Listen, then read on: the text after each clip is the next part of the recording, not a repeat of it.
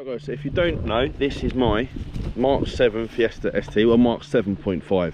I do these with quite a lot of the cars I've had, so I did it on the Mark 6 Golf R, I did it on the Mark 8 Fiesta ST. This is a buyer's guide on, well, how to buy a Mark 7.5 ST, what to look out for, should you buy one. Quick answer, yes, they're sick, especially now the prices have gone ridiculous. You can pick one up for like sub 5 grand, like, but we're going to be talking about that because that doesn't necessarily mean it's a good thing. If you do enjoy it or this does help you, do leave a like and subscribe. Yeah, we're going to be going into it now. So this was deemed a Cat S after I had it for 12 hours. So oh, look, little sheep. This was deemed a Cat S after I had it for 12 hours. It was not my fault, but the car is now a Cat S. A lot of these cars sadly do get crashed. They fall into young drivers' hands, and they're a hatchback, they're a fun small car, so they do get driven quite hard. So a lot of them are Cat N or Cat S. I bought this one in specific because it's low owners. It's the mileage is like 80k, which can be seen as a bad thing, but I don't look at the mileage, I look at the service history, and we'll get onto that.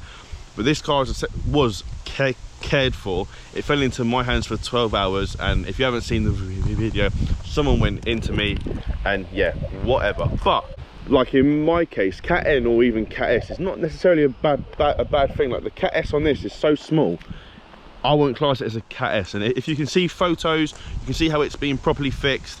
It's not the end of the world, and it means you can pick up a car quite cheap. What goes wrong with them? As I said, they're a small, fun, hot hatch. They get driven hard. Gearboxes go. The engines, like the liners, can crack.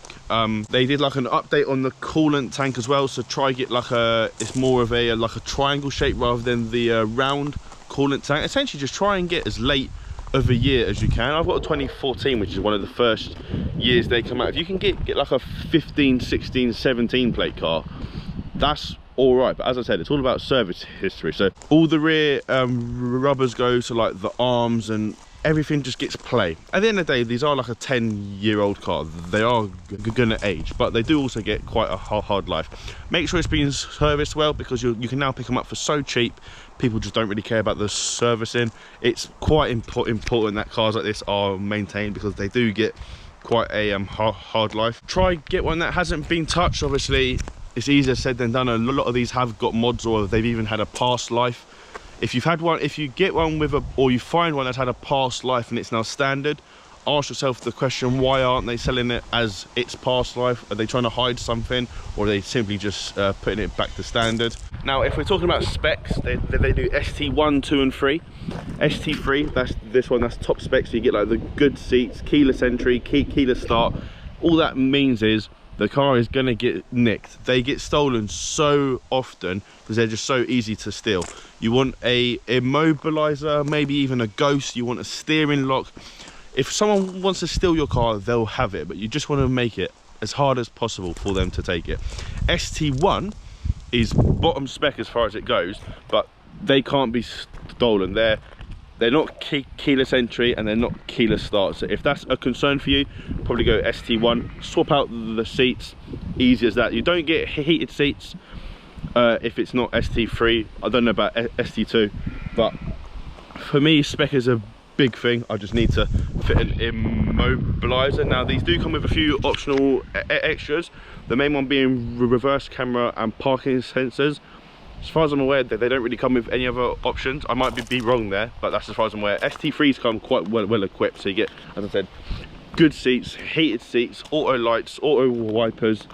Other than that, they're all the same car. They're all the same power. So they're 180 horsepower, but they do have overboost, which takes them to 200 horsepower. It's like with every car. If you can find one which is being kept well, has got good service history, hopefully low owners, you've done well. They are so fun to drive. I've had 29 cars now, which I'm not proud to say, but this is genuinely one of the best cars I've ever had, and like, I mean that.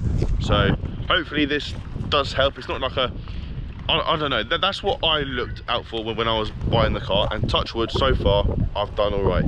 So if you have enjoyed, leave a like and subscribe, and hopefully I'll see you again. Cheers.